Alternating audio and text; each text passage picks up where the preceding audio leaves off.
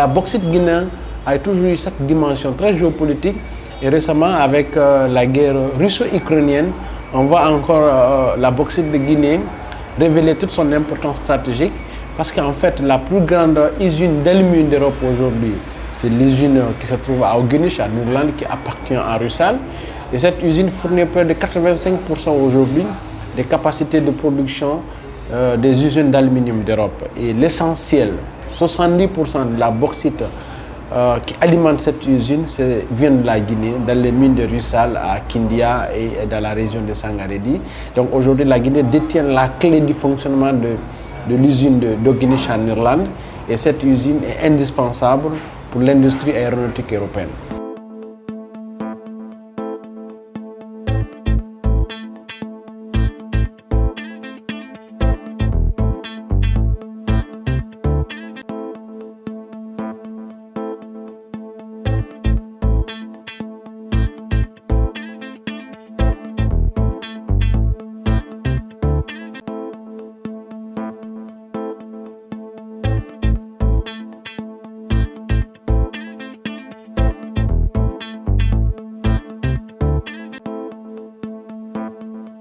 Vous savez, la bauxite guinéenne a une dimension géopolitique, c'est une carte qu'on pourrait jouer dans le cadre de nos relations bilatérales ou multilatérales. Mais pour le moment, la dimension qui intéresse le plus la Guinée, c'est la dimension économique, c'est-à-dire la rente que l'exploitation de cette bauxite apporte à la Guinée, les revenus. C'est la dimension principalement, compte tenu d'ailleurs du poids de revenus miniers dans les recettes publiques autour de 30%. Et aussi des emplois créés et l'impact de ces entreprises dans la région de Bouquet. C'est la carte que la Guinée joue depuis ces années. Mais il y a une autre clé, c'est la clé géopolitique que pour le moment nous ne jouons pas, mais qui peut aussi servir dans d'autres forums, dans d'autres agendas ou dans notre relation avec la Russie ou le monde occidental. Parce qu'aujourd'hui, d'ailleurs, nous remarquons avec la Chine assure à elle seule 55% de la production de l'aluminium mondial. Et aujourd'hui, 57% des approvisionnements de la Chine en bauxite viennent de la Guinée. Donc imaginez aujourd'hui la forte dépendance de la Chine à l'égard de la bauxite guinéenne, mais aussi à l'inverse, la dépendance de la Guinée par rapport aux revenus tirés de cette exploitation de la bauxite par la Chine.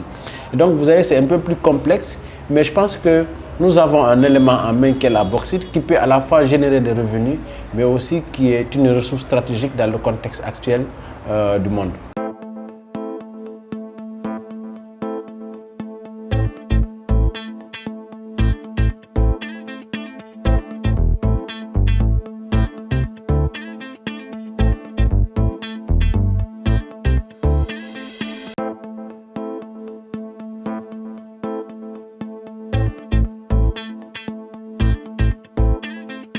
Et donc je pense que c'est cette dimension qui n'a pas encore été intégrée dans nos politiques minières, c'est la dimension stratégique, c'est à savoir à quel moment la Guinée peut sortir la carte géopolitique de la bauxite pour peser dans le cadre des relations internationales ou dans nos rapports avec les autres grandes puissances. On l'a vu lorsqu'il y a eu le coup d'État récemment en Guinée. Pour la première fois, la Chine condamne un coup d'État, en tout cas par principe. Elle exprime son désaccord par rapport à un changement constitutionnel dans un pays. C'est une rupture par rapport à l'approche classique de la Chine.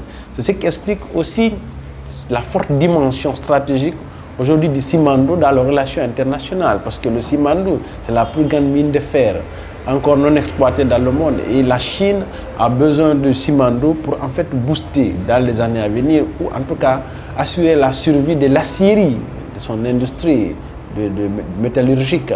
Le monde occidental également a les yeux rivés vers la même mine. Donc vous imaginez ce que cela peut engendrer comme rivalité, comme tension entre les grandes puissances pour le contrôle des sources d'approvisionnement. Donc je pense que c'est cette dimension pour le moment qui n'a pas été intégrée dans nos approches de l'exploitation minière, et que jusque-là la Guinée s'est contentée de jouer le rôle d'État administrateur de la rente, c'est-à-dire un État dont la principale préoccupation c'est comment capter les rentes. Et la dimension qui a été absente, c'est aussi la dimension géopolitique, mais également la dimension stratégique du développement, comment convertir les rentes en instrument de développement local. Là aussi, c'est un autre aspect qui explique d'ailleurs la frustration des populations par rapport à l'exploitation minière. Alors, on l'a vu, c'est à un moment donné, en 2012, lorsque le ministre des Affaires étrangères de la Russie, Sergei Lavrov, est arrivé à Conakry pour voir le président Alpha Condé afin de défendre les intérêts de la Russie dans le domaine de la bauxite en Guinée. Donc ça explique une fois encore que cette dimension n'est pas totalement ignorée, mais en fait on n'arrive pas pour le moment à l'utiliser comme levier dans nos rapports, ou même par rapport à la dimension stratégique des relations internationales pour peser dans les rapports de force.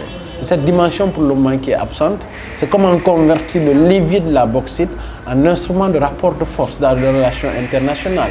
Et donc c'est ce qui permettrait à la Guinée aujourd'hui d'être un pays courtisé par les grandes puissances dans le but d'obtenir des facilités en approvisionnement en ressources stratégiques. Et la bauxite est une ressource stratégique au même titre que le fer ou peut-être de l'uranium qui est aussi une ressource stratégique.